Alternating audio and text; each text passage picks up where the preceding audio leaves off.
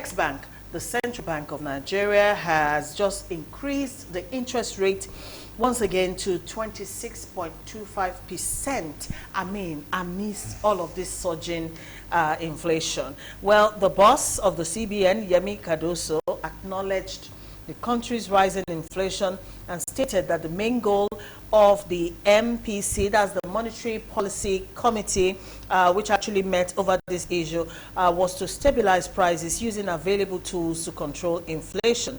He attributed the inflation primarily to food price increases, pointing to rising transportation costs, infrastructure problems, insecurity, and exchange rate issues. All right, now this announcement actually came on Monday, and a lot of comments have followed, you know, the increase of the interest rate.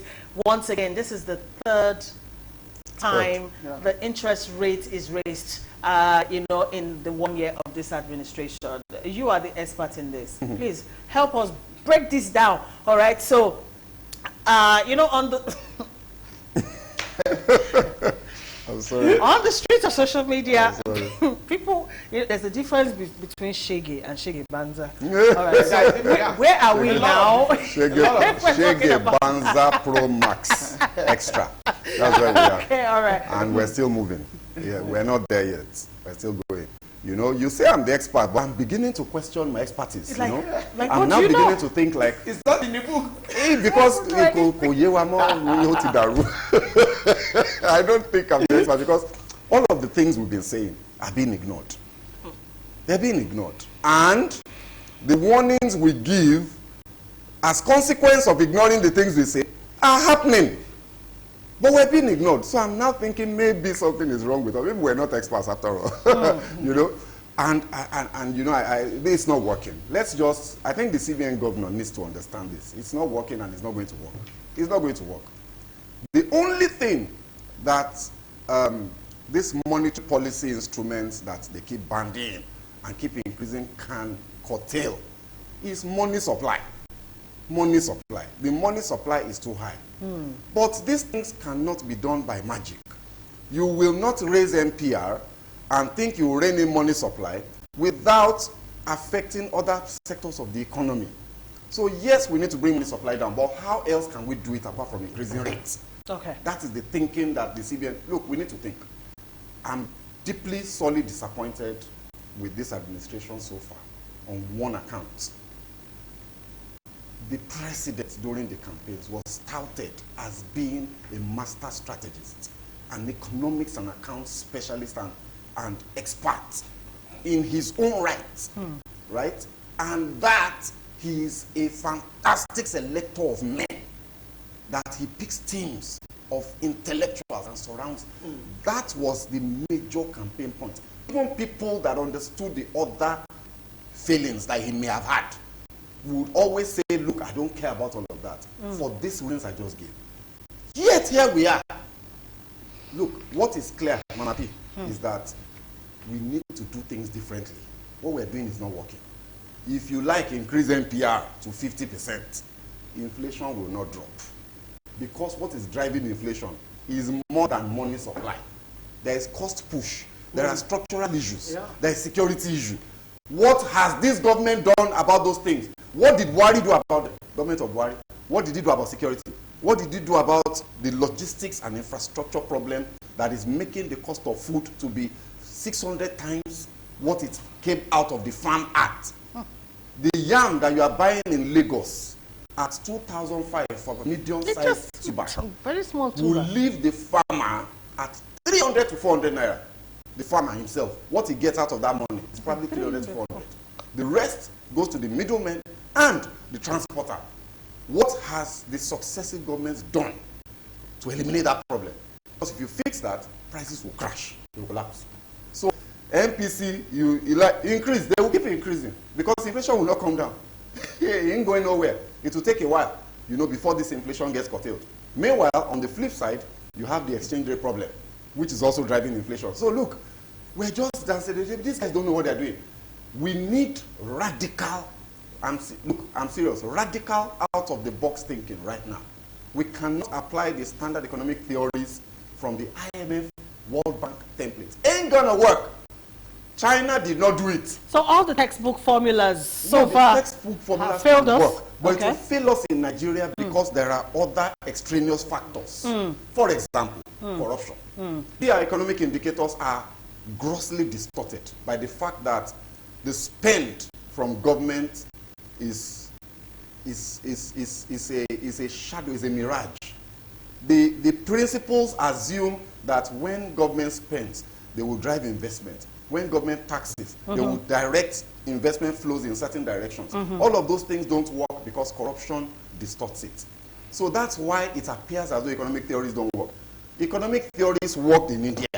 It worked in China. It worked in Malaysia, Indonesia. It worked in Brazil. Why won't it work here? So the problem is how we do our own things. And I'm saying we need to think differently. We need a president that is sincere about scattering the nest. He needs to enter the nest and the stable and scatter the thing. You know. So like the Yorubas will say, Kadaru Kawatusha. Okay. That's what we need to do. All this NPR, NPC speaking English and all this, it will not work. It's not going to work. So, for example, since we reduce subsidy, where has the economy improved? Has spending on infrastructure improved? Since it's been 1 year. So there's enough time now for us to begin to see the shadow. Yes, we can't see infrastructure spend in 1 year, but we should begin to see the shadow of it beginning to emerge. You know, we're not seeing anything. So I say one of the radical approaches that I'm going to propose now, restore subsidy, but not to petrol. It's too late. That horse has left the stable. They can't restore it. Bring the money you saved and begin to subsidize farmers from the farm. Begin to pay money to transporters, the transporters for farmers and public transportation operators. Take those subsidies, the exact money you are saving, all of it, and just rechannel it directly into production. Because we were subsidizing consumption before. Now, if you do this, inflation will crash. It will come down. You don't need NPR. Inflation will come down. Take these subsidies, trillions of naira worth of it. Sit down with farmer association and cooperatives. Develop a scheme, cowrie card, telephone, whatever, and find a way to send to them in exchange for their output, to encourage their output. You will see what will happen to prices. Do the same with transporters. See what will happen to prices. So those are the kind of things we need to start talking about. All right. This radical yes, thinking. We need to be radical about our all right. to this Permit me, Mr. Adegbenro, because he's a business and finance expert. I want to ask you one question. Now, this, once again, you know, hike in the interest rate, what will this mean, especially for manufacturers and for people who take loans to run businesses, and repay them? I saw a news item on Monday, where Manufacturers Association of Nigeria are now saying that there is an increase in inventories in their warehouses. See, this is the outcome. This is one of the results of all of these disjointed policies. So right now, what we're having now is that manufacturers are not selling as much as they should sell, right? They have loans that they use to fund those inventories. Those inventories are sitting there, they're not selling, no. They have loans that they took to generate, to produce those things. Now, those loans, without their sales increasing, because you have attacked and destroyed the purchasing power of the people, the inventories are rising, the interest rates on the loans are rising. So you are pushing them from both angles. From sales is decreasing. Costs are going up. Financing costs are going up. They will collapse. It is inevitable. And that's why you see that the ones that are smart among them and that have options, they are leaving. Even Nigerian organizations, not just international ones, they are leaving. They will go to Ghana. They are going to Benin Republic. They are going to Togo. They will not bring the goods back into the same country. You know, so this NPR now will increase business costs for people that are borrowing. It will increase costs for even individuals. You know, there are people that need to fund their lifestyle for whatever reason, right? And that will cause growth. So what we're going to see is that when you see the GDP report for Q1, quarter one of this year, it will go down. When you see the one for this second quarter, it will go further down. We are caught in trouble. So these guys, we need to think different. We need to think different and do things different. Thank you so very much, Mr. Shokito. Mr. Adegbenro, what he say, I mean, I want to believe, starting from the governor of CBN himself, all the way down, they are all economists. And they know what he's talking about. Or is it a different kind of, sheet they are seeing, or textbook that they are seeing in front of them? Always increasing the interest rate. Don't they know this is injurious, especially to manufacturers and those in the production line? When there is no thin line between professionalism and politics, it's going to continue to be happening. My own advice to small-scale business owners is that if you have a friend that is lending you money to support your business and is not collecting interest, hold that your friend very well. That person lend me 2 million, 3 million to put it into your business and is not collecting interest. It's only his money that is going to be collecting. Hold that your friends and family members very well, because what it means is that it is suicidal for you to go and get loan from bank, and you are a small scale business owners. It is killing, and that is a fact. There is no thin line between professionalism and politics, and that is the thing. CBN and all his team, they did not tell all these politicians the truth. They didn't tell them the truth. We are working assiduously to make sure that our economy is better. But governors, senators, House of Rep member, president, vice president, as we are carrying it up, you people are dragging it back. You are dragging it down. And the number of people dragging it down, they are more than those people lifting it up. That is the problem. They need to tell them, look, for instance now, you are taxing people left and center. That one is part A. Part B, in another hand, you are increasing the MPC. And you know that if they don't make money, you can't tax them. It's from whatever they make.